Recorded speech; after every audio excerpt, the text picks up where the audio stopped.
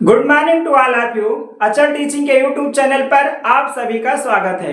आज की क्लास में हम बात करने वाले हैं एक बहुत ही महत्वपूर्ण शब्द जिसको हम पेडागॉजी के नाम से जानते हैं। दोस्तों, जब कोई भविष्य में शिक्षक बनने की उम्मीद लेकर शिक्षा जगत में शिक्षक प्रशिक्षण कोर्स में प्रवेश लेता है तो उसके लिए पेडागॉजी ही नहीं, बहुत सारे शब्द नए होते हैं, रहस्यमय होते हैं और अर्थपूर्ण होते हैं, क्योंकि ये शब्द हमें कुछ ना कुछ समझाते हैं, सिखाते हैं, जिनके माध्यम से हमारा शिक्षण कार्य आसान और सरल हो जाता है। दोस्तों, आइए अब हम आज के टॉपिक यानी कि पेडागॉजी के संदर्भ में बात करें। जब हम पेडागॉजी शब्द की बात करते हैं तो इसको हम कई प्रकार से बोलते या कहते हैं। इसी को देखो हम ऐसे साधारण, जैसे इंग्लिश में हमने लिखा ऐसे बोल देते हैं, यानी कि पेडागॉजी, और इसी को हम कह देते हैं पेडागोजी। फिर इसी को हम कहते हैं शिक्षा शास्त्र। दोस्तों, कहीं नोट करते चलिए ताकि आपका कॉन्सेप्ट क्लियर होता चले। इसी को हम कहते हैं अध्यापन कला, अध्यापन कला। इसी को हम कहते हैं पढ़ाने का विज्ञान या कला। तो देखो, हम इसको कई नामों से जानते हैं।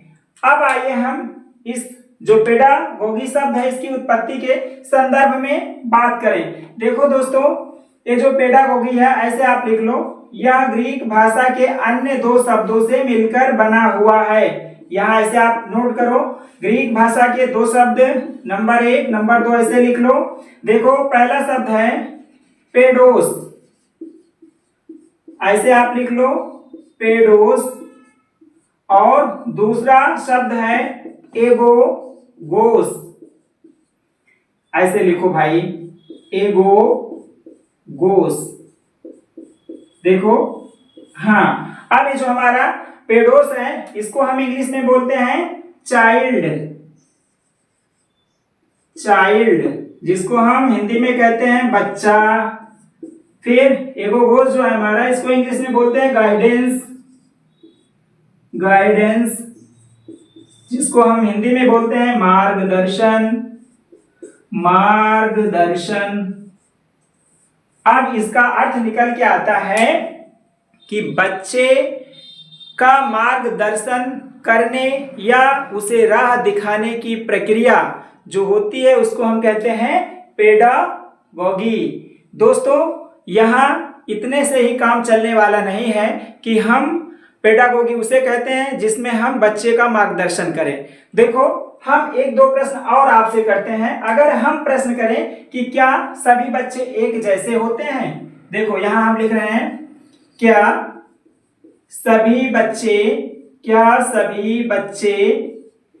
एक जैसे होते हैं, एक जैसे हैं, तो आपका उत्तर आएगा नो। फिर इसी आधार पे प्रश्न आता है कि जब सभी बच्चे एक जैसे नहीं हैं तो हम उन्हें कैसे पढ़ाएं। बहुत ही महत्वपूर्ण प्रश्न है भैया।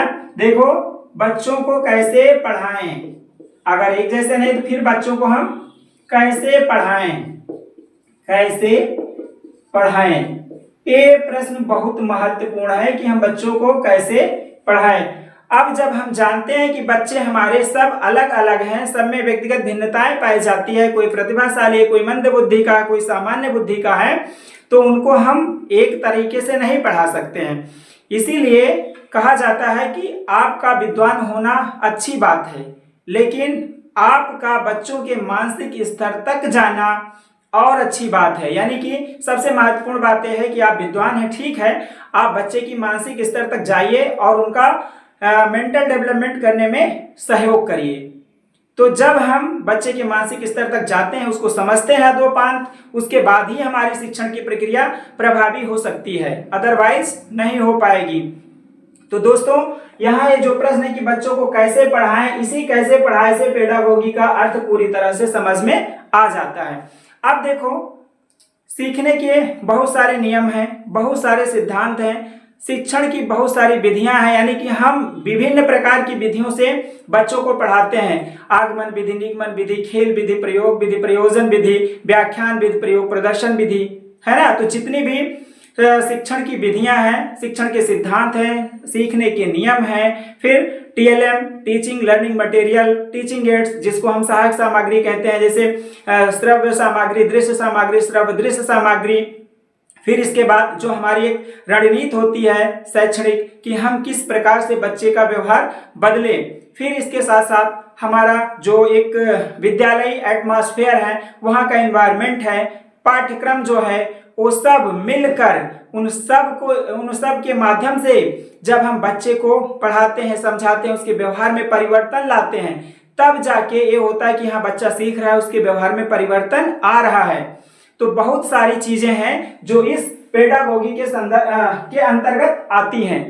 हम इस प्रकार से कह सकते हैं लास्ट में स्पष्ट रूप से कि सीखने की या सिखाने की जितनी भी विधियां हैं, शिक्षण की जितनी भी विधियां हैं, पढ़ाने की जितनी भी विधियां हैं, जितने भी टीएलएम हैं, को करिकुलर एक्टिविटीज हैं, और फिर टीचिंग एड्स हैं, फिर शैक्षणिक जो वातावरण बनता है विद्यालय में, वो वहाँ का जितना भी एटमॉस्फेयर है वो सब मिलाकर, और शिक्षक का ज्ञान, फिर शिक्षक का जो कम्युनिकेशन स्किल है, उन सब के माध्यम से जब हम बालक के व्यवहार में परिवर्तन लाते हैं तो कहा जाता है कि हम पेडागोजी के संदर्भ में बात कर रहे हैं।